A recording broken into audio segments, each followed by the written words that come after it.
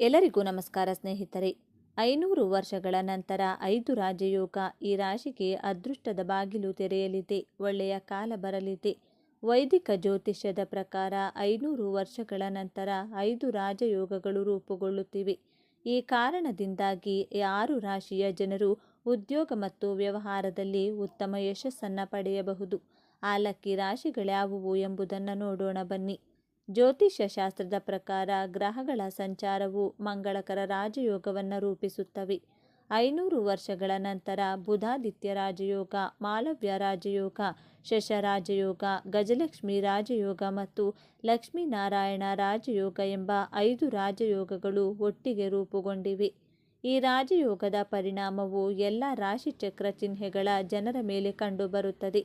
ಆದರೆ ಕೆಲವು ರಾಶಿಚಕ್ರ ಚಿಹ್ನೆಗಳ ಅದೃಷ್ಟವು ಬೆಳಗಬಹುದು. ಅಲ್ಲದೆ ಈ ರಾಶಿಚಕ್ರದ ಚಿಹ್ನೆಗಳು ವೃತ್ತಿ ಮತ್ತು ವ್ಯವಹಾರದಲ್ಲಿ ಪ್ರಗತಿಯನ್ನು ಪಡೆಯಬಹುದು. ಆ ಲಕ್ಕಿ ರಾಶಿಗಳ್ಯಾವುವು, ಯಾರು ಎಂಬುದನ್ನು ತಿಳಿಯೋಣ. ಅದಕ್ಕೂ ಮುಂಚೆ ನೀವಿನ್ನು ಚಾನಲ್ಗೆ ಸಬ್ಸ್ಕ್ರೈಬ್ ಆಗಿಲ್ಲ ಅಂದರೆ ಈಗಲೇ ಸಬ್ಸ್ಕ್ರೈಬ್ ಆಗಿ, ಹಾಗೆ ವಿಡಿಯೋಗೆ ಲೈಕ್ ಮಾಡಿ, ವಿಡಿಯೋ ಸ್ಕಿಪ್ ಮಾಡದೆ ಕೊನೆ ತನಕ ನೋಡಿ. ಮಿಥುನ ರಾಶಿ. 5 ರಾಜಯೋಗದ ರಚನೆಯು ನಿಮಗೆ ಪ್ರಯೋಜನಕಾರಿ. ಈ ಅವಧಿಯಲ್ಲಿ ನೀವು ಕೆಲಸ ಮತ್ತು ವ್ಯವಹಾರದಲ್ಲಿ ಯಶಸ್ಸನ್ನು ಪಡೆಯುತ್ತೀರಿ. ಇದರ ಹೊರತಾಗಿ ನಿಮ್ಮ ಯೋಜಿತ ಯೋಜನೆಗಳಲ್ಲಿ ಕೆಲಸ ಮಾಡಲು ಸಮಯವು ತುಂಬ ಒಳ್ಳೆಯದು. ಈ ಅವಧಿಯಲ್ಲಿ ಪ್ರಾರಂಭಿಸಿದ ಕೆಲಸವು ಭವಿಷ್ಯದಲ್ಲಿ ಉತ್ತಮ ಫಲಿತಾಂಶಗಳನ್ನು ನೀಡುತ್ತದೆ. ಈ ಅವಧಿಯಲ್ಲಿ ನೀವು ಹೂಡಿಕೆಯಿಂದ ಲಾಭವನ್ನು ಪಡೆಯುತ್ತೀರಿ. ಅಲ್ಲದೆ ಈ ಸಮಯದಲ್ಲಿ ನೀವು ದೇಶ ಮತ್ತು ವಿದೇಶಗಳಲ್ಲಿ ಪ್ರಯಾಣಿಸಬಹುದು. ಅಲ್ಲಿ ನೀವು ಗೌರವ ಮತ್ತು ಪ್ರತಿಷ್ಠೆಯನ್ನು ಪಡೆಯುತ್ತೀರಿ. ಮಿಥುನ ರಾಶಿಯವರಿಗೆ ಪ್ರಮುಖ ದಿನವಾಗಿದೆ. ಮಿಥುನ ರಾಶಿಯ ಜನರು ಸಂವಹನ ಕೌಶಲ್ಯವನ್ನು ಹೊಂದಿರುತ್ತಾರೆ. ಇಂದು ಪ್ರಗತಿಗೆ ಉತ್ತಮ ಅವಕಾಶಗಳನ್ನು ಪಡೆಯುತ್ತಾರೆ. ಅವರ ವ್ಯಕ್ತಿತ್ವವು ಸುಧಾರಿಸುತ್ತದೆ. ಕೆಲಸದ ಸ್ಥಳದಲ್ಲಿ ನೀವು ಉದಾತ್ತತೆಯನ್ನು ತೋರಿಸುತ್ತೀರಿ. ಕಿರಿಯರ ತಪ್ಪುಗಳನ್ನು ಕ್ಷಮಿಸುವಿರಿ. ನಿಮ್ಮ ಜವಾಬ್ದಾರಿಗಳನ್ನು ಉತ್ತಮವಾಗಿ ಪೂರೈಸುವಿರಿ. ಧಾರ್ಮಿಕ ಚಟುವಟಿಕೆಗಳನ್ನು ಮಾಡುವುದರಿಂದ ಮಾನಸಿಕ ಶಾಂತಿಯು ಸಿಗುತ್ತದೆ. ಉದ್ಯೋಗಿಗಳಿಗೆ ತಮ್ಮ ವೃತ್ತಿ ಜೀವನದಲ್ಲಿ ಪ್ರಗತಿಗೆ ಅವಕಾಶಗಳು ಸಿಗುತ್ತವೆ.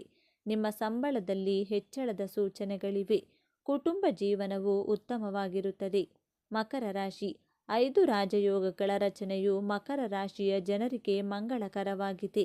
ಈ ಅವಧಿಯಲ್ಲಿ ನೀವು ಕಾಲಕಾಲಕ್ಕೆ ಅನಿರೀಕ್ಷಿತ ಹಣದ ಲಾಭವನ್ನು ಪಡೆಯುತ್ತೀರಿ. ಈ ಅವಧಿಯಲ್ಲಿ ಕೆಲಸದ ಸ್ಥಳದಲ್ಲಿ ನಿಮಗೆ ಅನೇಕ ಹೊಸ ಮತ್ತು ದೊಡ್ಡ ಹಕ್ಕುಗಳನ್ನು ನೀಡಬಹುದು.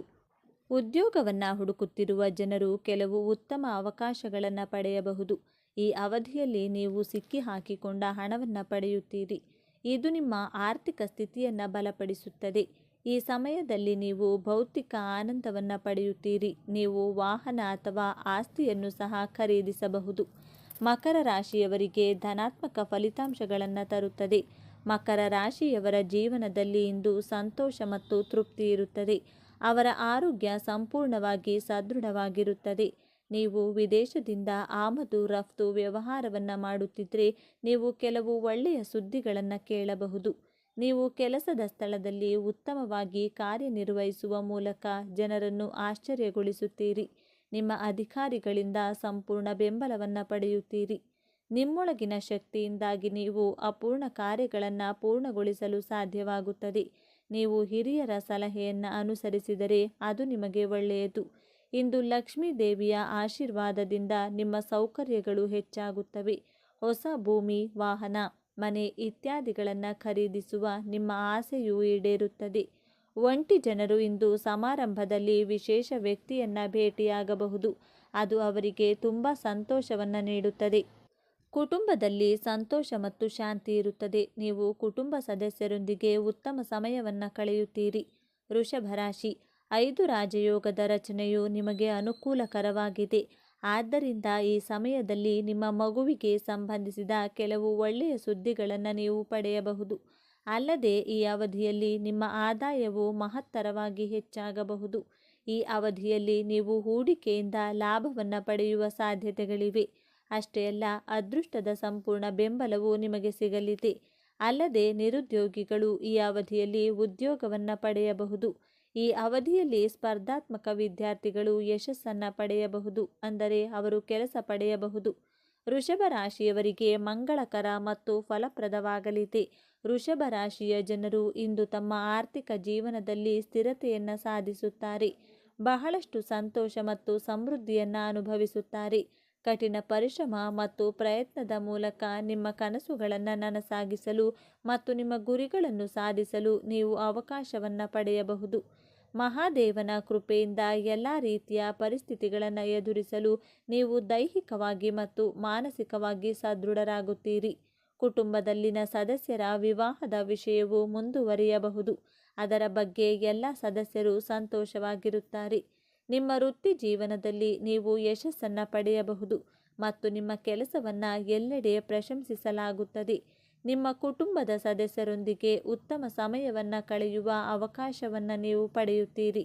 ಮನೆಯ ಚಿಕ್ಕ ಮಕ್ಕಳೊಂದಿಗೆ ನವರಾತ್ರಿ ಜಾತ್ರೆಯನ್ನು ನೋಡಲು ಸಹ ಹೋಗಬಹುದು. ಮನರಂಜನೆಗಾಗಿ ಹಣವನ್ನು ಖರ್ಚು ಮಾಡುತ್ತೀರಿ. ಮೀನರಾಶಿಯವರಿಗೆ ಧೈರ್ಯ ಹೆಚ್ಚಾಗುವುದು. ಮೀನರಾಶಿಯವರು ಧಾರ್ಮಿಕ ಯಾತ್ರೆಗೆ ಹೋಗಬಹುದು. ನೀವು ಒಳ್ಳೆಯ ಸುದ್ದಿಗಳನ್ನು ಕೇಳುತ್ತಿರುತ್ತೀರಿ. ನಿಮ್ಮ ಆತ್ಮಸ್ಥೈರ್ಯದಲ್ಲಿ ಹೆಚ್ಚಳ ಕಂಡುಬರುತ್ತದೆ. ಇದರಿಂದಾಗಿ ಧೈರ್ಯದ ನಿರ್ಧಾರಗಳನ್ನು ತೆಗೆದುಕೊಳ್ಳುವಲ್ಲಿ ಯಾವುದೇ ಸಮಸ್ಯೆ ಇರುವುದಿಲ್ಲ. ನಿಮ್ಮ ಮಾತು ಮತ್ತು ನಡವಳಿಕೆಯಲ್ಲಿ ನೀವು ಮಾಧುರ್ಯವನ್ನು ಹೊಂದಿರುತ್ತೀರಿ. ಇದರಿಂದಾಗಿ ಜನರನ್ನು ನಿಮ್ಮ ಕಡೆಗೆ ಆಕರ್ಷಿಸುವಲ್ಲಿ ನೀವು ಯಶಸ್ವಿಯಾಗುತ್ತೀರಿ. ಸಂಪತ್ತಿನ ಹೆಚ್ಚಳದಿಂದಾಗಿ ನೀವು ಇಂದು ಜನರಿಗೆ ನೀಡಿದ ಭರವಸೆಗಳನ್ನು ಸುಲಭವಾಗಿ ಪೂರೈಸಲು ಸಾಧ್ಯವಾಗುತ್ತದೆ. ಕುಟುಂಬದ ಸದಸ್ಯರಿಂದ ಕೆಲವು ಸಂತೋಷದ ಸುದ್ದಿಗಳನ್ನು ಕೇಳಬಹುದು. ನೀವು ಸಾಮಾಜಿಕ ಮತ್ತು ಧಾರ್ಮಿಕ ಕಾರ್ಯಕ್ರಮಗಳಲ್ಲಿ ಭಾಗವಹಿಸುವ ಅವಕಾಶವನ್ನು ಪಡೆಯುತ್ತೀರಿ. ಇದರಿಂದಾಗಿ ನಿಮ್ಮ ಖ್ಯಾತಿಯು ಎಲ್ಲೆಡೆ ಹರಡುತ್ತದೆ. ನೀವು ಬೆಟ್ಟಿಂಗ್ ಅಥವಾ ಷೇರು ಮಾರುಕಟ್ಟೆಯಲ್ಲಿ ಹಣವನ್ನು ಹೂಡಿಕೆ ಮಾಡಿದರೆ ಭವಿಷ್ಯದಲ್ಲಿ ನೀವು ಅದರಿಂದ ಉತ್ತಮ ಲಾಭವನ್ನು ಕೂಡ ಪಡೆಯುವ ಸಾಧ್ಯತೆ ಇದೆ. ಧನಸ್ಸು ರಾಶಿ. ಧನು ರಾಶಿಯವರಿಗೆ ವಿಶೇಷ ಸಾಧನೆಯನ್ನು ತರಲಿದೆ. ಧನು ರಾಶಿಯವರು ಇಂದು ಹಣವನ್ನು ಸ್ವಲ್ಪ ಒಳ್ಳೆಯ ಲಾಭಕ್ಕಾಗಿ ಹೂಡಿಕೆ ಮಾಡಿದರೆ ಅದು ಖಂಡಿತವಾಗಿಯೂ ನಿಮಗೆ ಉತ್ತಮ ಲಾಭವನ್ನು ನೀಡುತ್ತದೆ.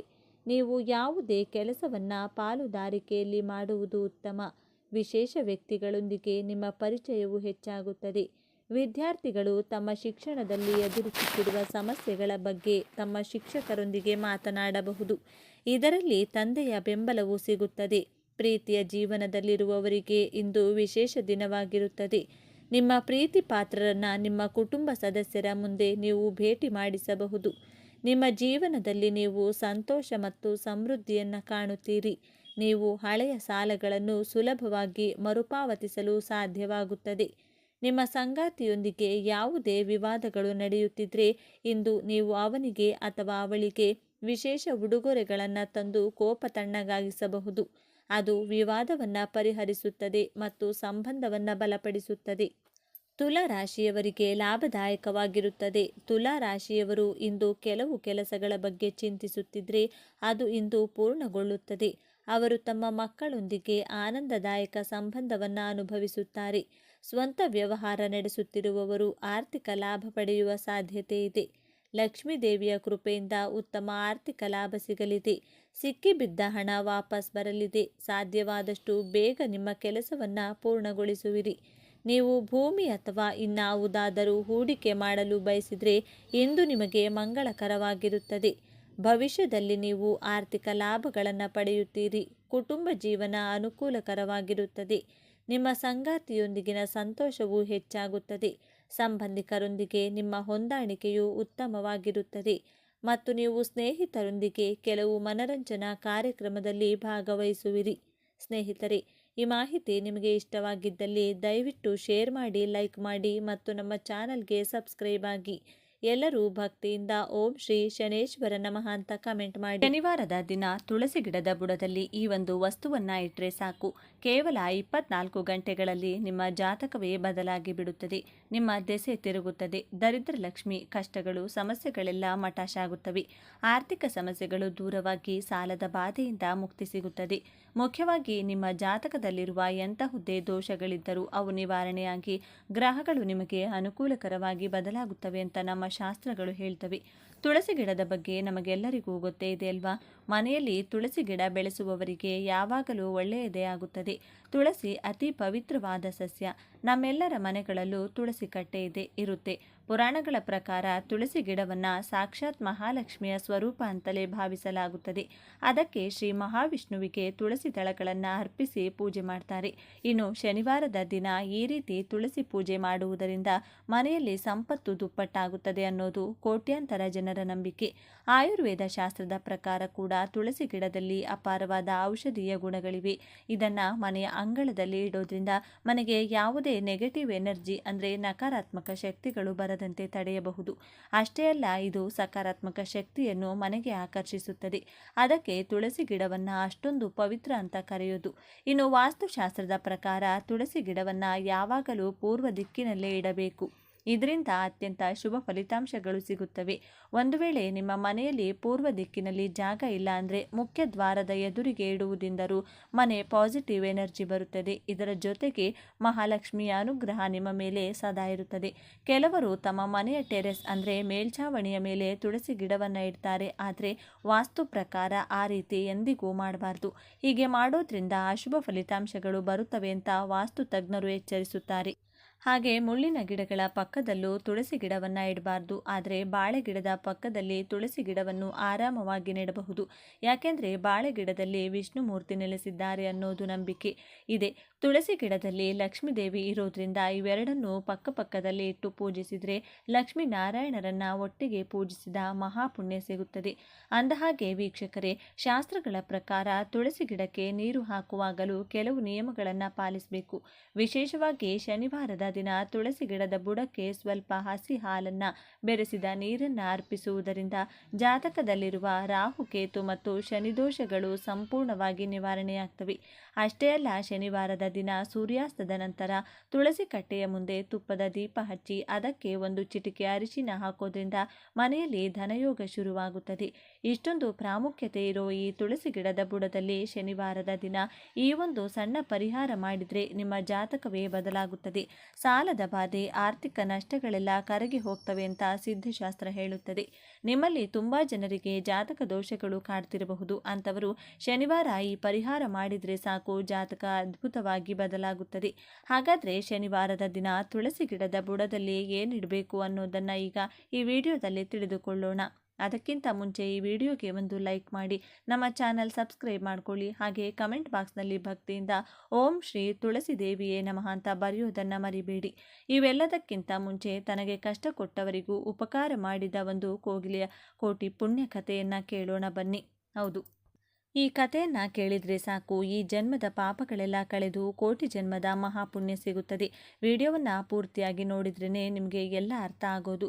ಅದೊಂದು ದಟ್ಟವಾದ ಕಾಡು. ಅಲ್ಲಿ ಒಂದು ದೊಡ್ಡ ಮರ ಇತ್ತು.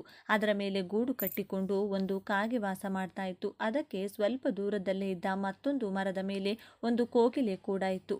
ಒಂದು ದಿನ ಭೀಕರವಾದ ಗಾಳಿ, ಮಳೆ ಅಂದರೆ ಬಿರುಗಾಳಿ ಶುರುವಾಯಿತು. ಆ ಬಿರುಗಾಳಿಗೆ ಕೋಗಿಲೆ ಗೂಡು ಸಂಪೂರ್ಣವಾಗಿ ಹಾಳಾಗಿ ಹೋಯಿತು.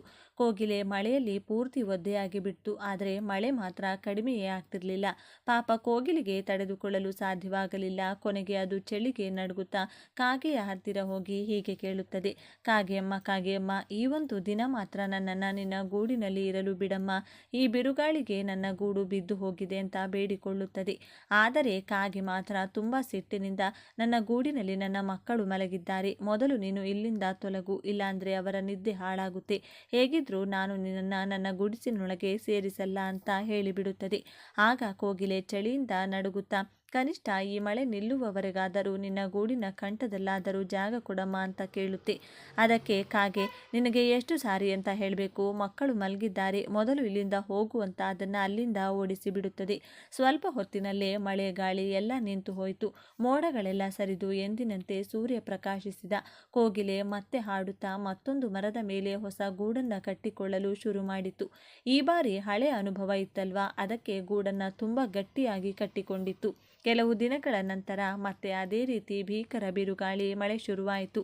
ಕೋಗಿಲೆ ಈ ಬಾರಿ ಗೂಡನ್ನು ಗಟ್ಟಿಯಾಗಿ ಕಟ್ಟಿತ್ತಲ್ವಾ, ಹಾಗಾಗಿ ಅದಕ್ಕೆ ಏನೂ ಆಗಲಿಲ್ಲ. ಆದರೆ ಈ ಸಲ ಕಾಗೆಯ ಗೂಡು ಸಂಪೂರ್ಣವಾಗಿ ಧ್ವಂಸವಾಗಿ ಹೋಯಿತು.